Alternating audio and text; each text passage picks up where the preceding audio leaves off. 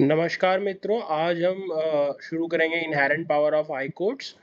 तो जैसे हमने लास्ट क्लास तक काफ़ी कुछ पढ़ लिया था, आज से हम शुरू करेंगे inherent power of high courts. So before we start with bare act, the bare act reading.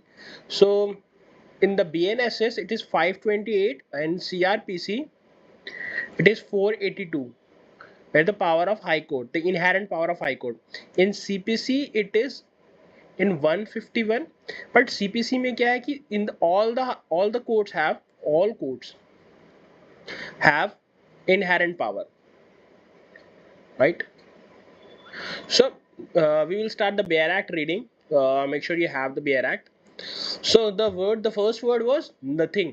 So we will discuss it, the meaning, why the word was nothing is used and why notwithstanding is used. There is a reason behind this. In this Sanhita, shall deemed to limit or affect the inherent power of the High Court to make such orders as may be necessary to give effect to any order under this Sanhita. It is first, or to prevent the abuse of any court, the second thing, and or otherwise to secure the end of justice. So if I can draw a little bit here, make sure you have written this.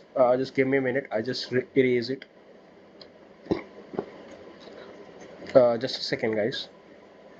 Yeah, so if I say, इसमें ये कहा गया है कि जो संहिता में है, जो कोई भी चीज, कोई भी प्रोविजन, मान लीजिए कोई प्रोविजन है, एक प्रोविजन है, वो प्रोविजन ना तो लिमिट करेगा और ना ही वो इफेक्ट करेगा। मतलब अगर मान लीजिए कॉन्ट्राडिक्शन है, कॉन्ट्राडिक्शन या इनकंसिस्टेंसी कह सकते हैं, कॉन्ट्राडिक्शन नहीं कह सकते क्योंकि सीआरपीसी में कॉन्ट्राडिक्शन नहीं है, सीआरपीसी में इनकंसिस्टेंसी हो सकती है। तो मान लीजिए दो प्रोविजंस के बीच में, provision X and provision Y, इन दोनों के बीच में क्या है, इनकंसिस्टेंसी है, राइट?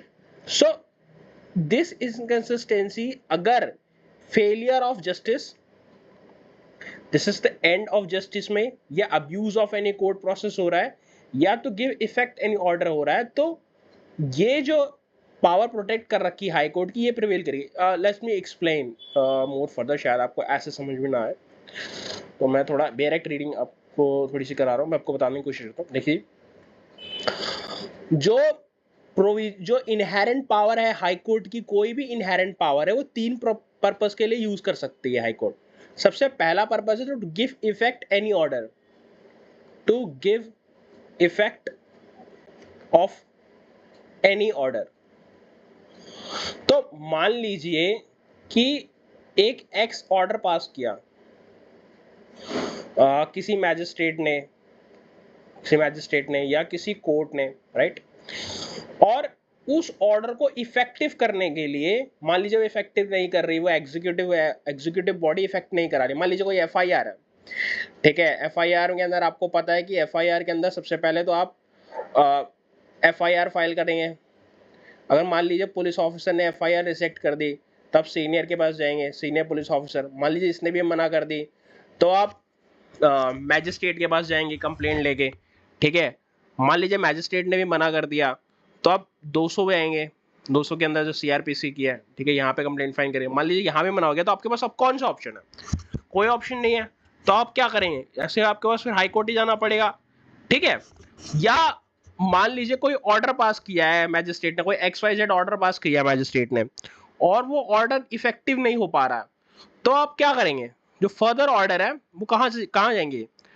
एक्चुअली सकरी बासु के अंदर एंसिलरी पावर दे दी थी कोर्ट्स को, बट वो हम डिस्कस करेंगे जब हम केस पढ़ेंगे। तो आप वो कैसे करें? उस ऑर्डर को इफेक्टिव करने के लिए अगर हाई कोर्ट चाहे तो एक ऑर्डर पास कर सकता है in the interest of justice, to prevent the abuse of process of any court. ये बहुत कॉमन है, मैं आपको एग्जांपल देता हूं। To prevent abuse, right, process of any court. अब मान लीजिए कोई मैजिस्ट्रेट है, वो अकॉर्डिंग टू लॉ काम नहीं कर रहा, या बहुत कॉमन एग्जांपल इसका है, एक फॉल्स एफआईआर फाइल हो गई मान लीजिए। अब आपको फॉल्स एफआईआर, मान लीजिए क्लैश करवानी है, मतलब उसे क्वाश करवानी है, हम इसको बोलते हैं क्वाश। आपको फॉल्स एफआईआर को क्वाश करवानी है तो कोई ऑप्शन है नहीं, तो आपके पास उसके लिए कहाँ जाना पड़ेगा, उसके लिए आपके पास आपको हाई कोर्ट ही जाना पड़ेगा उसकी इनहेरेंट पावर के लिए। इसमें 482 या 482 पुरानी सीआरपीसी की एंड 520 बीएनएसएस की एप्लीकेशन लगती है, ठीक है।